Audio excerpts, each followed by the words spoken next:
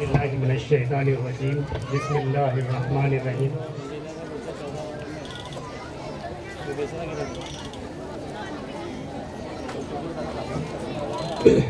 رب اشرح لی صدری یسر لی امری واحلل عقدۃ من لسانی یفقہوا قولی صدق اللہ العظیم۔ میرے عزیز بھائیوں، بزرگوں اور میری عزیز ماں بہنوں، ہم ایک چھوٹے سے اسکول کے پروگرام میں آج یہاں پر جمع ہوئے ہیں۔ اس کو آج ہمیں 1 سال کمپلیٹ ہو رہا ہے۔ میں اپنی 2 منٹ کی بات رکھنے کے لیے آپ لوگوں کے سامنے آیا ہوں کہ تعلیم ایک ایسی چیز ہے جو انسان کی زندگی کو بنا دیتی ہے۔ تعلیم وہ معیاری تعلیم ہو تو انسان کے جسم پہ اگر کپڑا بھی نہ ہو تو ایک شاعر نے کیا خوب کہا ہے، علم آرائش کا محتاج نہیں ہوتا، علم آرائش کا محتاج نہیں ہوتا، پھٹے کپڑوں میں بھی لوگ شہنشاہ لگتے ہیں۔ تو ہمیں بچوں کی معیاری تعلیم کے لیے ہمیں ایک اچھے ادارے کا، اچھے اسکول کا انتخاب کرنا چاہیے۔ وہ ادارہ ایسا ہو کہ ہمارے بچوں کے ایمان کے ساتھ کوئی کمپرمائز نہ ہو۔ آج ہم اس دور میں گزر رہے ہیں کہ ہمارے ساتھ جو معاملات پیش آ رہے ہیں تو ہمارے ایمان کے اوپر ڈاکہ ڈالا جا رہا ہے۔ اگر ہم گورنمنٹ یا اور کسی اسکول میں اگر ہمارے بچوں کو تعلیم کے لیے اگر ہم پیش کرتے ہیں تو وہاں ان بچوں کو ان کے لیے جو چیزیں مہیا کرائی جاتی ہے، جیسے کہ برتھ ڈے سیلیبریٹ کرنا، نیو ایئر سیلیبریٹ کرنا، ہالیوین سیلیبریٹ کرنا، یہ سب چیزیں وہاں پہ کرائی جاتی ہے۔ اور ہمارے اسلامک اسکولز میں یہ چیزوں سے ہم بچوں کو بہت دور رکھتے ہیں تاکہ یہ بچے ہمارے قوم کے آنے والے دور میں ہمارے ملک کے ایک اچھے ناگرک بن سکے اور اسلامی زندگی کے ساتھ ساتھ یہ اپنے پیشے کو ایمانداری سے ادا کر سکے، اور جب یہ بڑے ہو تو یہ اپنے کاروبار میں حلال اور حرام کی تمیز ہی نہ آئے، ہمارے اپنے والدین، اپنے بڑوں کی عزت اور احترام کریں۔ آج ہم سب اتنے چھوٹے چھوٹے بچوں کا ایک پرفارمنس دیکھ رہے ہیں تو ہمیں پتہ چلتا ہے کہ اگر مجھے بھی ابھی اسٹیج پہ کھڑا کیا گیا تو میرے پیر کانپ رہے نیچے سے،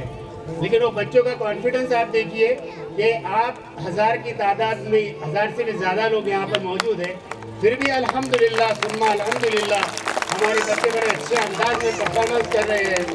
اور ہمارے پورے پروگرام میں آپ کو ایک چیز نظر آئے گی کہ اس میں کہیں بھی اسلام کے جو قانون سے ہٹ کر کوئی چیز نہیں کی گئی ہے۔ اگر کوئی پرفارمنس بھی ہے تو وہ ایک دائرے کے اندر رکھا گیا ہے، اور ہمارے بچے کو ہم تہذیب اور تمدن سے کس طرح سے آراستہ کرتے ہیں وہ آپ بخوبی جانتے ہیں۔ اس کے پیچھے میرے سبھی معصوم گروپ کا بہت بڑی محنت ہے، اور ساتھ ہی ساتھ سب سے بڑی محنت جو ہے تو ان کے والدین کی ہے، کیونکہ یہ بچے ہمارے پاس 5 سے 6 گھنٹے رہتے ہیں، لیکن اپنے گھروں میں یہ بچے 12 سے 15 گھنٹے رہتے ہیں۔ اللہ کے رسول نے فرمایا کہ ماں کی گود ہی بچے کا پہلا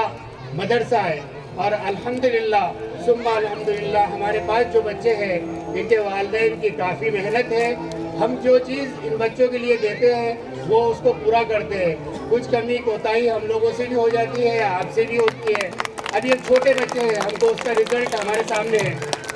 ہم نے پورے سال بھر ان بچوں کو اس طرح سے بزی رکھا کہ یہ بچے ہمارے ساتھ میں جڑے رہے، جیسا کہ جس کی ایک مثال ہم نے دیوالی ویکیشن کے اندر بچوں کو قرآن پاک کی تلاوت، اس کے ساتھ میں نعت پاک اور حدیث کا درس دیا تھا۔ یہ بچوں نے پورا کیے، پورے بچے اس میں پارٹیسپیٹ تھے۔ اس کے بعد میں الحمدللہ پچھلے مہینے میں رمضان المبارک گیا تو رمضان کے مہینے میں ہم نے بچوں کو کچھ انعامات رکھے تھے کہ جو بچہ، جبکہ ان کے اوپر فرض نہیں ہے روزہ، جو بچہ پورے روزے رکھے گا، نماز پڑھے گا، تو ان کے لیے ہم نے فرسٹ، سیکنڈ، تھرڈ کا انعام رکھے تھے۔ الحمدللہ ثم الحمدللہ یہ بچوں کو ایسی عادت بن رہی ہے کہ آج وہ بچے ایک ایک بچہ ہے جس کے پورے 30 روزے ہوئے الحمدللہ، 29 روزے ہوئے اور الحمدللہ پوری نمازیں ہوئی. ایک بچہ ہے جس کی جو ہے تو وہ پورے روزے ہوئے، صرف ایک نماز جو ہے تو اس کی قضا ہوئی فجر کی. تو ایسے ان کے سیکوینس وائز جو تو بچوں کو ہم نے ان کو عادت ڈالنے کی کوشش کی گئی. تو آپ سبھی سے گزارش ہے کہ کہیں بھی رکھو، کسی بھی شہر میں رکھو، لیکن آج کے اس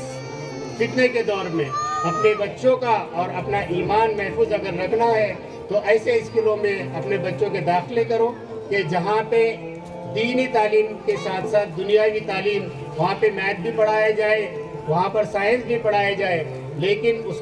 اس کے ساتھ ہی جو ہے تو دین کی تعلیم بھی دی جائے. میں اتنی بات کہہ کے اپنے دوست ختم کرتا ہوں. السلام علیکم.